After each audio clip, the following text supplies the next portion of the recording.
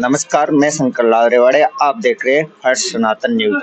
आज हम राजस्थान के जोधपुर जिले में हैं, जहां एक महा आयोजन हो रहा है और पूरा देश विदेश सारे राममय हो गए हैं और सारे 22 तारीख को राम जी अपने घर वापस जा रहे हैं। उसी को लेकर कार्यक्रम जो देश विदेश में पूरा राममय हो गया और आज यहाँ जोधपुर में जो आयोजन हो रहा है उसी को लेकर बात करें तो यह है। महाराज जी बताएं। मैंने अभी अभी कहा कि राम जी का घर पहले से भी था, रहा है और हो जाएगा। बीच में ऐसी परिस्थिति आती है कि जब तामसी प्रवृत्तियां हो जाती हैं, मर्यादाहीन लोग हो जाते हैं, आक्रांताओं की अधिकता हो जाती है, तब कभी कभी जैसे बादल में सूर्य ढक जाते हैं, पर बादल गरजते हैं, लपकते हैं और ऐसा उनको लगता है कि सूर्य को हमने निष्प्रभावी बना दिया। ऐसे ही जब अत्याचारियों का, कुधर्मियों का जब बाहुल्यता इनकी हो जाती है, तो एक समय ऐसा दौर आया जब म्लेच्छों की अधिकता हो गई और राम जी को, रामलला जी को ही नहीं बल्कि चाहे मथुरा में हो, काशी विश्वनाथ में हो, सोमनाथ में हो, बल्कि मुझे तो ऐसा लगता है कि हमारे देश की प्राचीनतम जितनी मंदिर और मूर्तियां थी, वहां यदि आप देखें तो सभी जगह मूर्तियों को खंडित करने का एक उनका महाअभियान चला था। उसकी वजह केवल यह थी कि ये नास्तिक हो जाए, हमारी छत्र छाया में आ जाए, हमारी आधीनता स्वीकार कर लें। पर धन्य है उन महापुरुषों को, धन्य है उन संतों को जिनने अपनी कुर्बानी दे दी, अपनी जान की आहुति दे दी, पर अपने राम जी की मूर्तियों की, राम जी क्या, राम जी का तो कोई बाल बांका नहीं कर सकता। राम जी तो सर्वत्र हैं, हरि व्यापक सर्वत्र समाना। श्रीमद् भागवत महापुराण में सुखदेव जी ने कहा, हरि सर्वत्र वर्तते। राजन, एक बाबर क्या, सैकड़ों बाबर राम जी का बाल बांका नहीं कर सकते, केवल अपने अहंकार का प्रदर्शन उसने किया था। अब यदि एक बूंद 100 लीटर दूध में खटाई पड़ जाए या मिट्टी का घास लेट पड़ जाए तेल, तो पूरे दूध को प्रभावित कर देगा, दुर्गंधयुक्त कर देगा। उसकी वो बुराई कलुषता ऐसी बरकत हुई कि राम जी का घर, राम जी का नाम, राम जी की, आप लोग तो देखिए कब समझते हैं, उनकी पुस्तकों को, हमारे ग्रंथों को भी ने बरकत कर दिया।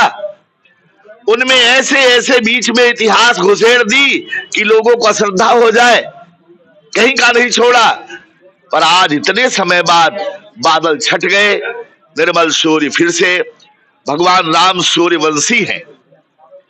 भगवान राम को सूर्यवंश की कहते हैं, रघुवंश कहते हैं, उनको काकुस्थ कुलभूषण कहते हैं। इतने समय बाद तो ये इतिहास हमें, आपको ये ज्ञान देता है कि कभी भी अपनी विषम परिस्थिति में म्लेच्छों जैसे उतावलापन नहीं प्रदर्शन करना।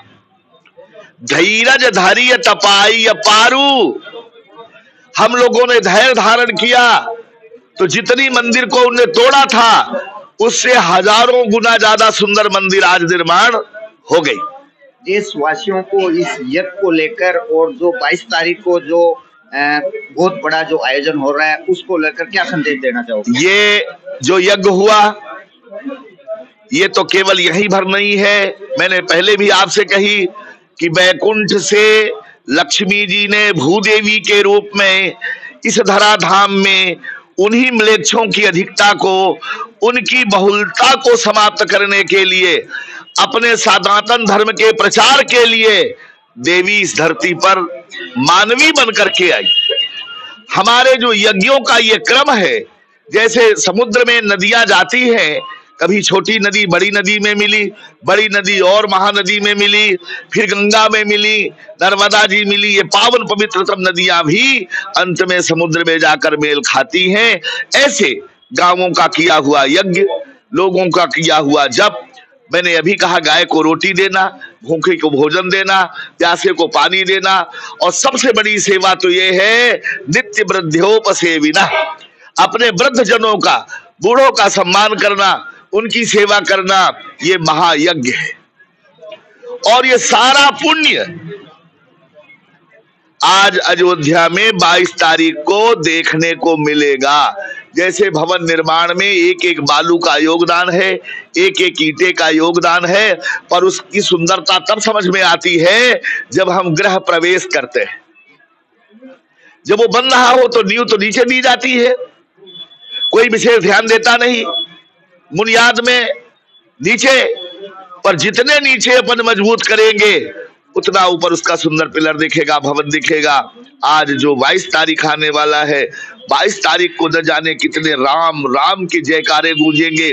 और लिखा है हमारे शास्त्रों में, एक बार जो कोई राम कहता है, बारे के राम कहत नर जेऊ, होत तरन तारन नर तेऊ। तो कितने बार राम राम लोग कहेंगे, कितनी दीपक जलाएंगे। एक दीप जलाने से हमारे एक यज्ञ का पुण्य प्राप्त होता है। ऐसा दीप महात्म्य में कहा है, दीपम ज्योति परब्रह्म, दीपम ज्योति जनार्दन, दीपम हरतु मे पापम, दीपम ज्योति नमोस्तुते। मोदी जी ने कहा है, प्रधानमंत्री जी, हम प्रधानमंत्री जी को भी बहुत बहुत साधुवाद देते हैं। उनके शासनकाल में ये सुंदर ठहराव हुआ, राम जी का एक पड़ाव निश्चित हुआ, मन में सबके आक्रोश पूरे समाप्त हो गए। पर विद्रोही भी कमजोर नहीं है, बिल्कुल निश्चिंत नहीं रहना चाहिए। हमें अपने भजन में कमी नहीं करना चाहिए।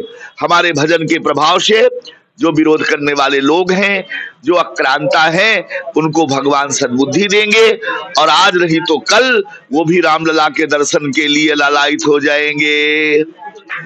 सब जय जय श्री राम।